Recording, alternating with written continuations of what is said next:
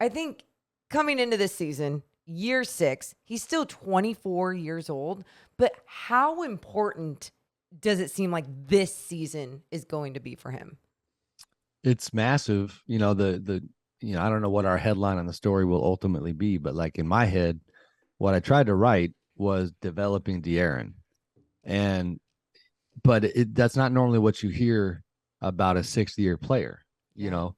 And but it's a very much a focal point for the organization, for him, and try to get into the relationship with he and Mike Brown and how well it's gone early and the level of buy-in from him that is going to be very important.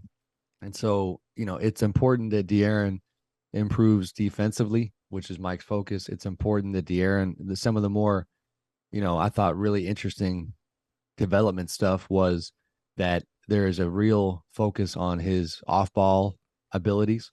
And this is, I love this subplot to the De'Aaron story because I've been around the Warriors a lot for the whole dynasty era and knew for a fact that, Mike Brown like had great respect for, getting to see Steph Curry and have a front row seat to the off-ball action from Steph that he is the best of all time with, right there with Reggie Miller. And the kind of flabbergasted, well, that's a bad way of putting it. Mike has always, I think, been flabbergasted that more elite guards in the league don't do what Steph does. So I knew for a fact that this is how Mike felt even before he got the Kings job. And so that's a big part of De'Aaron's development, and he's all in on that, trying to make his life a little bit easier. The other, what am I leaving out? I mean, there's the off-ball stuff, the defensive stuff. He's got to be great. He just Yeah. does. Which really was kind of, you feel bad for him last night. Like, sure, 8 turnovers, 5 or 4 would have been better, but he didn't lose the damn game. Like, he played extremely well. So it starts with him. Not having Keegan Murray was unfortunate. Like I said, Herter, as a lighthearted aside, you guys know I have 2 redheaded sons. So the Amick family might have been texting about how we got a new hero in the family. That's Kevin awesome. Herter. We're gonna have Kevin Herter posters in the boys' room. Yeah. Ginger Pride is coming Oh, on that's so strong here. great. That's hilarious. No, I thought Herter was really good last night. He just Yeah. seems like he does a lot of good things. It's not just the shooting. He could put the ball on the floor. He can make plays. He's a pretty solid defensive player. So there were definitely some good things with Fox. I know you don't want to spoil your story that comes out tomorrow in the Athletic. I can't wait to read it. But was there anything that jumped out to you from talking to him? I don't know how much you guys went into maybe what went down last year, because it felt like, for De'Aaron at the start of last year, really up until the trade, it just didn't seem like mentally he was totally engaged in Sacramento. It seemed like there was a clear level of frustration with, hey, I'm in year 5, the pieces around me, we're not getting better, that he was kind of wearing it a little bit. Yeah, I agree with you, and then I hate to disappoint you because, admittedly, this story we didn't go down that road that much. Yeah. He was great to talk to. He was giving with his time, but every single time that I tried to hit the rewind button and reflect, he was very pointedly turning the spotlight into the future, and he's trying to leave that stuff behind. But I agree with you. Last year, I couldn't figure out his body language, his vibe, his messaging. You had some of the injury stuff where you thought he was ready to play again, and then he missed another handful of games. But one thing, and I probably should have found a home for this in the piece, but I thought it was insightful in terms of where his head is at now, as it relates to the specific idea that, like, you are the poster boy of this generation's Kings team that continues to not make the playoffs. And like, how does that sit with you? He did have, one quote where he said, "It definitely eats at me." Talked about how when he runs into fans, he's like, you can't ever talk to a Kings fan without hearing about the 2001, 2002 Kings, and then, hearing about the playoff streak and how it does weigh on you. But at his wedding, I didn't really realize like how, players are friendly in today's era, right? But man, like, he kind of had a who's who of NBA players at his wedding. And he talked a bit about how, because he's in a very happy place. He's extremely happy to have gotten married to his wife, Rasay, and he's happy about the coaching staff. And so personal, professional is all going well. But he's like, I'm at the wedding.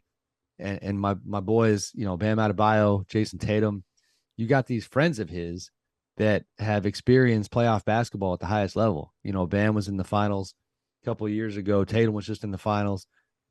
These guys are getting recognition for their talents on a level that De'Aaron just hasn't, because he has not been able to get his team to the second season. And with that context, I found super interesting that no matter what industry you're in, like if you have friends who you came up with and you kind of look left and you look right, and they're just kind of having more success and having more fun, that, and then, the clock is ticking, right? Like he's 24, he'll be 25 in December. So he's still a young dude. And he talked with great optimism about how he can get a lot better, but he does seem pretty thirsty to join some of his friends on the playoff stage. And I can only imagine having your friends and your peers have that success around you, and what that can do for your mentality. It's like Sam Amick. He is a huge job with the Athletic, and then we're little peasants. Yeah. And he's like, oh yeah, sure, I'll join you, little peasants. I'll come on your cute little show. Oh, okay. You guys are cute. Yeah, no, so we get it. But seriously, seriously, going back to like De'Aaron and what he has now though with Mike Brown. I mean, you've been around Mike Brown over the years, and I feel like Mike Brown so far has shown that he can be a great teacher, not just a leader, not just a coach, not just a manager, not just some guy that knows the X's and O's. He knows how to teach the game. And I feel like De'Aaron hasn't had someone teach him how to play basketball the right way since the beginning of his NBA career. It was like, hey, just rely on your speed, go downhill, and let's make that our offense. Or, be active on defense, but never having the accountability to sit down in a stance. With Mike Brown, do you feel like this is the time that things are going to change for the Kings and the franchise with culture and everything?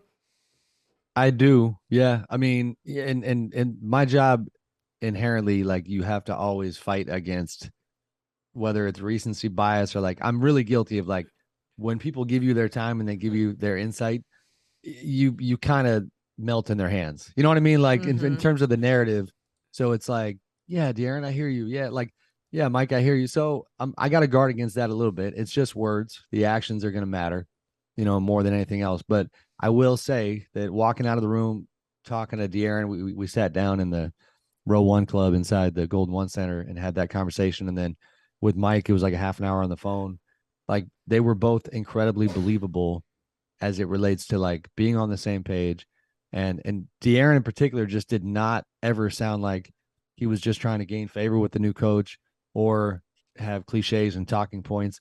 It was really real stuff. And, I don't mind giving some of it away. Like, you guys know this story, but, I led with the fact that when De'Aaron and his, at the time, fiance Rasay were getting ready to go on their honeymoon, Rasay had actually worked for the Warriors in an internship role with their player development staff. Luke Laux, King's assistant coach who Mike hired, was her boss.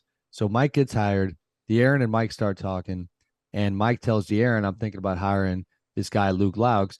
Rasay hears about this, tells De'Aaron, like, oh my God, I hope you guys hire him. He was awesome. That was my boss. And I loved it because it was really relatable. Like, you guys can relate. I can relate. Like, when your partner says, no, I rock with that person. Well, now your confidence in that person is up right away. And that's what happened here. De'Aaron was like, all right, cool. I'll go with Luke. Well, next thing you know, Luke is joining them on their honeymoon, in Italy. And you're talking, the couple staying on one island near Venice. Luke and the former Kings trainer were staying on another island. They take a water taxi in the morning to go meet at the gym, 2 hours, do their thing, cut the honeymoon short to come back to San Diego.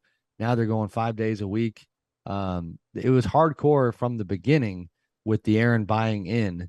And, honestly, like, for his sake, I hope it pays off, because I think in the past there has been a fair amount of chatter about the synergy between the Kings and De'Aaron in terms of off-season training not always being there. Not anything malicious or, any dramatic type of deal, but a little bit like, 1 year, I think he went to Miami, to stay for quite a bit in the offseason. And the Kings were like, damn, it just makes it logistically harder to get there.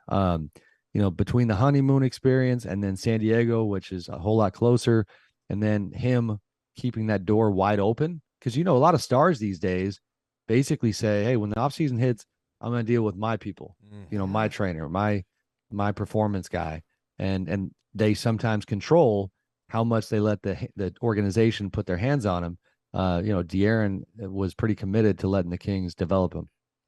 Yeah, and it helps, like you mentioned, his partner, like she was a baller too. Yeah. Like she loves the game. She played at a high level.